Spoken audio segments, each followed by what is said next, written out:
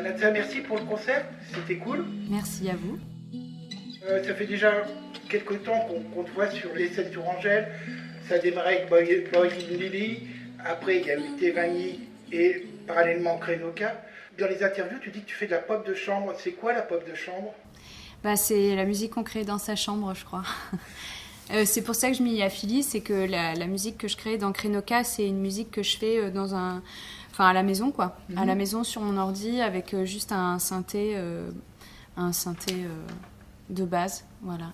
Pourquoi le choix de l'anglais ? Enfin, il y a quelques textes en français, mais tu chantes principalement en anglais. Oui. C'est un choix volontaire ou ça s'est fait comment ? Je pense que c'est une question d'enfance. J'ai grandi aux États-Unis je suis rentrée en France à l'âge de 8 ans des États-Unis. J'y suis partie à l'âge de 4. Et je pense que ma culture, on va dire primaire, elle est anglo-saxonne. Et puis j'ai continué dans ce chemin-là parce que j'ai fait 5 ans d'études à la fac en anglais. Donc j'ai fait de la recherche en anglais. Et je pense que ça m'a beaucoup apporté en termes de culture anglo-saxonne, en fait, dans la littérature et ce qu'on appelle la civilisation. Et tout ça, ça a vachement nourri mon univers artistique, surtout dans Krenoka, grâce à mes profs de fac, en fait, je pense. Enfin, du coup, c'est cool. D'accord, et ça parle de quoi, Mes paroles. Ouais. Alors, il y a plein de trucs là dans les morceaux qui ont été chantés. Il y a différentes choses. Le premier morceau, je l'ai écrit suite... alors, c'est pas très gai, mais c'est suite à l'annonce du décès de 2 filles dans une ville, dans le sud de la France. Ces 2 nanas qui sont décédées elles se sont pris une voiture le matin à 7h en allant au sport, quoi. Et ça m'a tellement... je les connaissais pas, hein, mais ça m'a tellement marqué que j'en ai écrit ce morceau. Le deuxième morceau, c'est Claude François. Clairement, une dédicace à un artiste que j'ai beaucoup écouté quand j'étais petite. Et puis le troisième morceau, c'est un morceau que j'ai écrit sur Montlouis-sur-Loire, qui est la ville d'où je viens. Et c'est un morceau dédicacé à ma meilleure amie qui s'appelle Audrey. Et pour qui j'ai écrit cette chanson qui parle de notre enfance.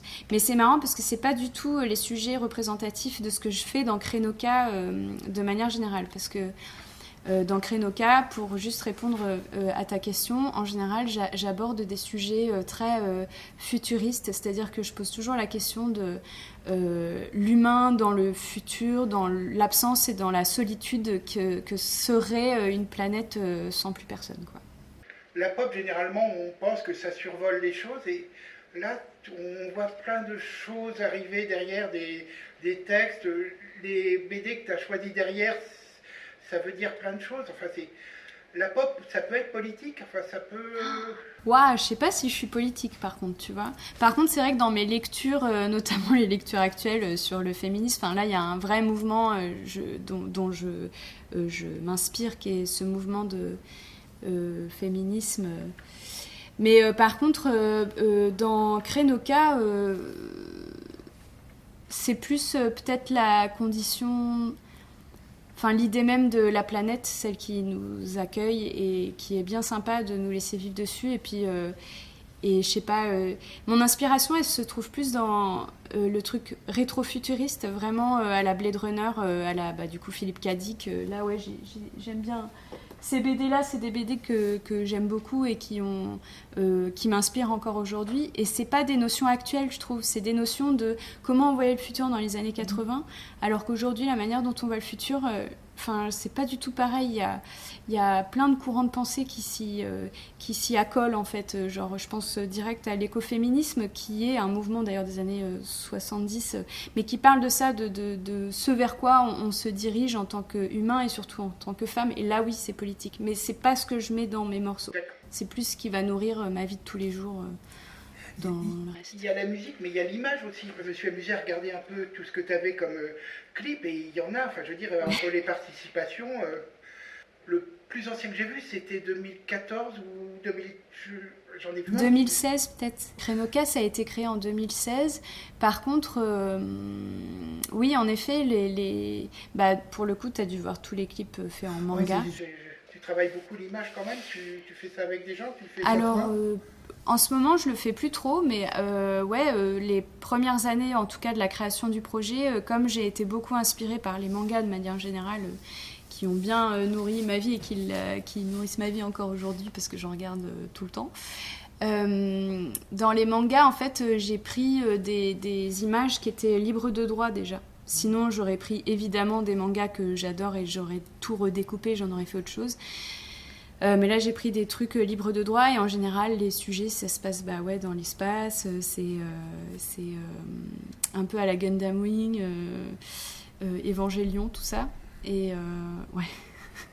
Et bref. Mais Evangelion, tu vois, j'avais fait un clip avec ça et puis j'ai pas le droit. Enfin, j'ai essayé de le mettre sur YouTube, on dit non. Ils veulent pas. Non, ils veulent pas. Mais oui, les mangas, en tout cas, c'est un univers qui me parle beaucoup et justement pour le côté rétro-futuriste, je trouve que c'est assez pertinent. Ok, j'ai une dernière question. Entre tes vanilles et Krenoka, t'as le temps de faire d'autres trucs? En vrai, oui, ça va. En ce moment, en plus, vu que les concerts avec Tevani se sont vachement calmés, donc c'est chouette de pouvoir développer autre chose. Et en ce moment, je suis en train de travailler